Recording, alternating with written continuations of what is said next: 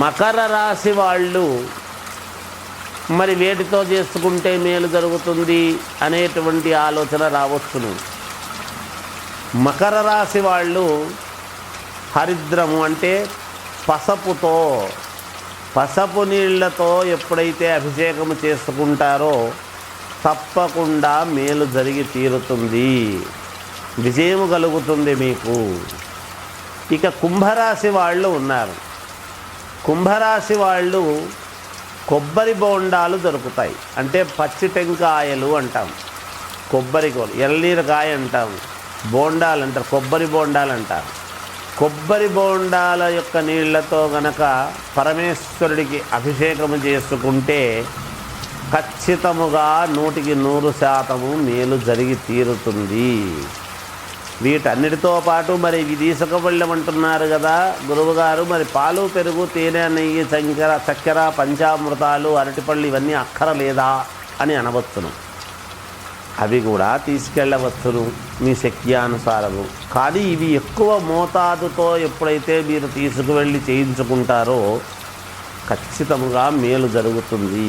ఇంకా కొంతమంది చేసుకునేటువంటి అవకాశము ఉన్నవాళ్ళు, మనకు స్తోమత భగవంతుడు ఇచ్చినటువంటి వాళ్ళు ఇంట్లోనే అర్చక స్వాములను పిలిచి ఇంట్లో గనక అభిషేకము చేయించుకున్నారు అంటే తప్పకుండా ఇంకా మేలు జరుగుతుంది గాక. అంటే మనము చేసుకునేటువంటి దాంట్లో ఉంటుంది ఎప్పుడూ కూడా. మనము ఏటికి ఎంత పాత్ర తీసుకువెళితే అన్ని నీళ్లు వస్తాయి అని. అందుకనే పుణ్యము అనేటువంటిది చేసుకున్న వాడికి చేసుకున్నంత మహాదేవా అని అంటారు. ఆ మహాదేవుడికి పేదలు ఏమీ ఎటు ఏ రకంగానూ స్వామికి సమర్పించుకోలేని వాళ్ళు ఒక చెంబుతో మట్టి పాత్రతో నీళ్లు తీసుకువెళ్ళి పరమేశ్వరుడి మీద హర హర హర హర హర అని పోసినా కూడా పరమేశ్వరుడు అనుగ్రహిస్తాడు అని శాస్త్రము చెప్పుతున్నది. అందువలన శక్తి ఉండి నేను మట్టి పాత్రలో నీళ్లు మాత్రమే పోస్తాను అంటే నీకు ఫలితం ఎంత రావాలనో అంతే వస్తుంది. శక్తి లేనివాడు పోసినాడు అంటే అప్పుడు కూడా పరమేశ్వరుడు అతని భక్తికి మెచ్చి ఎంత ఇవ్వాలనో అంత ఇస్తాడుగాక. అందుకని ఈ మహాశివరాత్రి పండుగ రోజు, ఈ పర్వదినాన మీరందరూ కూడా ఈ చెప్పిన విధముగా చేసుకొని మీరు పాటించి చూడండి. ఇవి ఏమీ పెద్ద గొప్ప విషయాలు ఏమి కాదు కదా, అందరికీ అందుబాటులో ఉండేటివి కదా. మనము కొంచెం శ్రద్ధ వహించి ఎప్పుడైతే చేసుకుంటామో ఖచ్చితముగా భగవంతుడు మీకు మేలు చేస్తాడు అనేటువంటిది తెలియజేస్తూ జయోస్తు. Hi, my name is Gautam and I actually stay in Malkajgiri itself. I had this back pain. It's been 1.5 years. I have tried many treatments like chiropathy, oil massage, physiotherapy especially, but it didn't work out as much like what I expected.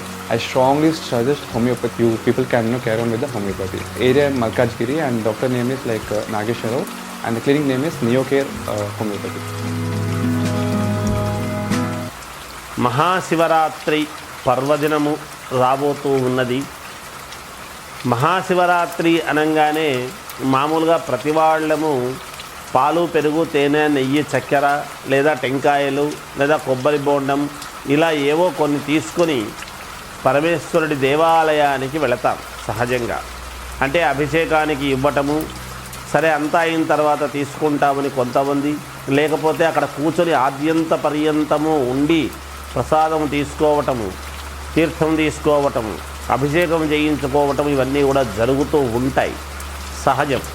అయితే మనము 12 రాసుల వాళ్ళు కూడా ఏమి తీసుకువెళితే మనకు శీఘ్ర ఫలితాలు వస్తాయి, అది కూడా అందరికీ అనుకూలవంతమైనటువంటివి, చిన్నవాళ్ళ దగ్గర నుండి పెద్దవాళ్ళ వరకు అనుకూలమైనటువంటివి ఉండాలి.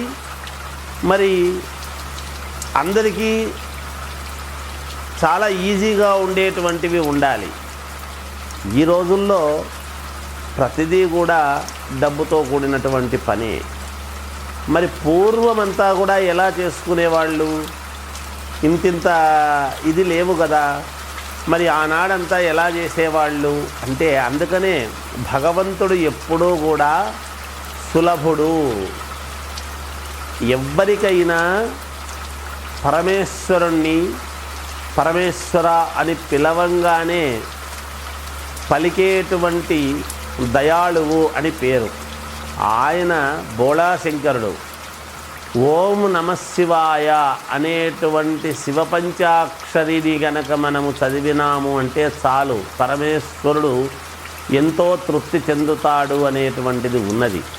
అలా అని ఇంట్లో కూర్చొని కూడా చేయొచ్చు కదా అని అనుకోవచ్చు, అలా చేసుకునేవాళ్ళు ఉంటారు.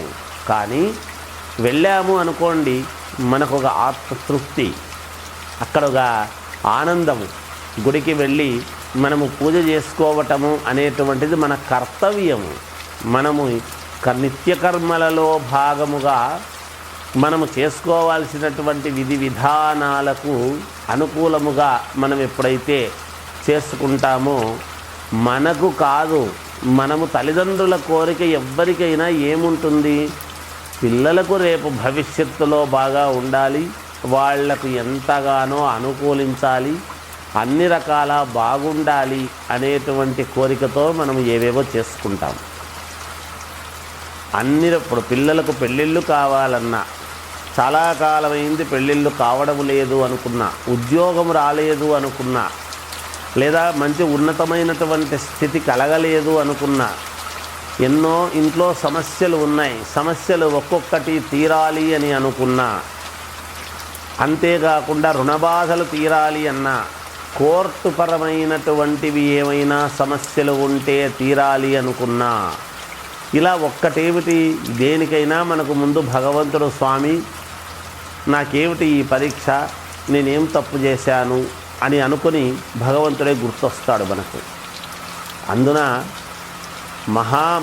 మహిమాన్వితమైనటువంటి మహాదేవుడి యొక్క మహాశివరాత్రి ఈ పర్వదినము నాడు ఎవరు ఏ రాశి వాళ్ళు ఏమి చేసుకుంటే మేలు జరుగుతుంది అనేటువంటివి నేను తెలియజేస్తాను. ఖచ్చితముగా ఇవి చేసి చూడండి, మీకు ఎంతో కొంత మేలు 100% జరిగి తీరుతుంది. భగవంతుడికి ఏది చేసినా తప్పకుండా తీరుతుంది గాక. శ్రీ మహాగణాధిపతయే నమః. ఐం మహాసరస్వత్యే నమః. శ్రీ లలితాంబికాదేవ్యే నమః. మామూలుగా మనము శివాలయాలకు వెళతాం.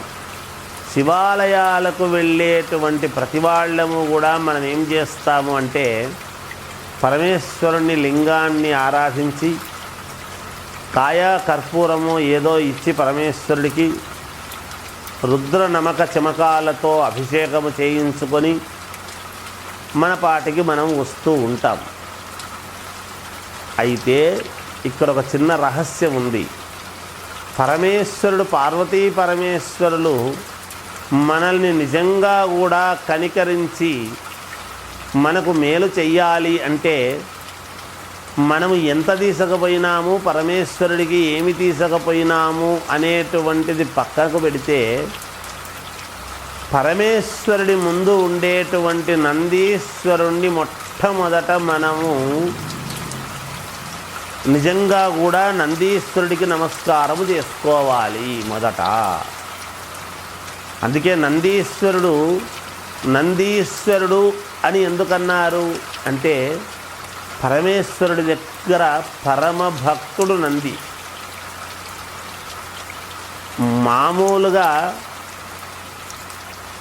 మనము పరమేశ్వరుణ్ణి చూడాలి అని అంటే నంది 2 కొమ్ములలో నుంచి మనము చూడటం అనేటువంటిది జరుగుతూ ఉంటుంది. చాలా శివాలయాల్లో అలా కొంతమంది మొదట పెద్దల్లా పాటించేవాళ్ళు.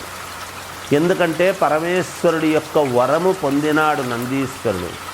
ముందు నిన్ను, నీ ద్వారానే నన్ను అనేటువంటి మాట ఇచ్చాడు అని.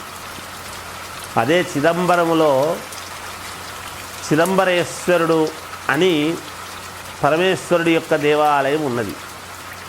నందీశ్వరుడు, నంది త్వరగా స్వామి అనుగ్రహము కోసము వెళ్ళాలి అని అనుకుని తయారై వెళుతూ ఉంటే, యజమాని నువ్వు త్వరగా సేద్యము ముగించిరా, ఇదంతా చేసిపో అని పరీక్ష పెట్టాడంట. అయ్యో శివుణ్ణి దర్శించుకోలేకపోతున్నానే నేను అని ఆ యజమాని చెప్పినటువంటి మాట కాదనలేక సేద్యమంతా చేసి పరమేశ్వరుణ్ణి దర్శించుకోవడానికి వెళ్ళాడు. ఆ సమయానికి వెళ్ళేటప్పటికి సమయం అయిపోయింది అని అక్కడ ఉండేటువంటి పూజారి తలుపులు వేసేసాడంట. చాలా బాధపడ్డాడు నందీశ్వరుడు. నేను అంత దూరం నుంచి నా యజమాని ఏదో ఆనతిస్తే నేను వెళ్ళి అక్కడంతా కూడా చేసుకొని వచ్చేటప్పటికి ఆలస్యం అయిందే, పరమేశ్వరుని నేను ధ్యానించుకోలేకపోతేనే అనేటువంటి భావనతో చాలా బాధపడుతుంటే అప్పుడు సాక్షాత్తు ఒక జ్యోతి రూపములో పరమేశ్వరుడు ఆయనకు అనుగ్రహించినాడు అనేటువంటి దానికి ఒక కథ ఉన్నది. అందుకనే నందీశ్వరుడు అంటే ఆయనను నమ్ముకొని ఆయనే సర్వస్వము, పరమేశ్వరుడే జీవితం అని నందీశ్వరుడు అక్కడ ఉంటాడు ఆయన దగ్గర. అందుకనే మనము ముందు నందీశ్వరుణ్ణి గనక దర్శించుకొని పూజించుకున్నాము అంటే ఖచ్చితముగా పరమేశ్వరుడు మనకు అనుగ్రహము ఇస్తాడు అనేటువంటిది మనం గ్రహించాలి. మనం వెళ్ళి ముందు ఆలయంలోకి వెళ్ళంగానే మనం ఏదో మామూలుగా లింగాకారములో ఉండేటువంటి పరమేశ్వరుని దర్శించుకొని మనం శివలింగానికి మనం పూజ చేసుకున్నాం వచ్చినామని వస్తూ ఉంటాం. దేవాలయాలలో హారతి ఇచ్చేటప్పుడు కూడా పరమేశ్వరుడికి హారతి ఇచ్చి మళ్ళీ నందీశ్వరుడి వైపు తిరిగి ఒకసారి ఇచ్చి మళ్ళీ అక్కడ పరమేశ్వరుడికి హారతి ఇచ్చిన తర్వాత భక్తులకు ఇస్తూ ఉంటారు అర్చక స్వాములందరూ కూడా. నందీశ్వరుడి యొక్క ప్రాధాన్యత అంతా ఇంత కాదు. అందుకనే ఆయన నంది ఈశ్వర అని పేరు వచ్చినది. ఇంకెవరికి ఆ పేరు రాలేదు చూడండి. అంత పరమభక్తాగ్రేసుడు ఆయన పరమేశ్వరుడి దగ్గర. అందుకని స్వామివారి నిర్మాల్యము అదంతా కూడా తీసేస్తే పడేయొద్దండి, అది నాకు కావాలి అని స్వామి అనుగ్రహముతో పొందాడు నందీశ్వరుడు. అంటే తథాస్తు అన్నాడంట పరమేశ్వరుడు. మామూలుగా నిర్మాల్యము పడేస్తాం మనం, అలా కాదు. నందీశ్వరుడు అది నాకు కావాలంటే స్వామివారి యొక్క ప్రసాదము నాకు కావాలి అని అలా కోరిక కోరుకున్నాడు ఆయన. అందుకని అలా ఎందుకు, ముందు నీకు పూజలు చేసిన తర్వాతనే నీ నుండి నేను, నీ ద్వారా నేను అనేటువంటి అనుగ్రహము పరమేశ్వరుడు ఇచ్చిన దాని వలన ఆ నందీశ్వరుడి యొక్క 2 చెవుల మధ్యలోనూ కొమ్ముల మధ్యలోనూ మనము పరమేశ్వరుణ్ణి దర్శించుకుంటే పుణ్యప్రదం అనేటువంటిది ఎన్నో జన్మల పుణ్యఫలముగా మనకు భగవంతుడు మనకు అనుగ్రహాన్ని ఇస్తాడు అనేటువంటిది ఉన్నది. అందువలన అందరూ కూడా నందీశ్వరుణ్ణి మీరందరూ కూడా శ్రద్ధగా నందీశ్వరుడి యొక్క ఆయన తల మీద ఉండేటువంటి 2 కొమ్ముల మధ్య చెవుల మధ్య నుండి పరమేశ్వరుణ్ణి దర్శించుకుని ఆ పుణ్యమైనటువంటి దీన్ని అందరూ కూడా పొందుతారు, పొందవలసినదిగా తెలియజేస్తూ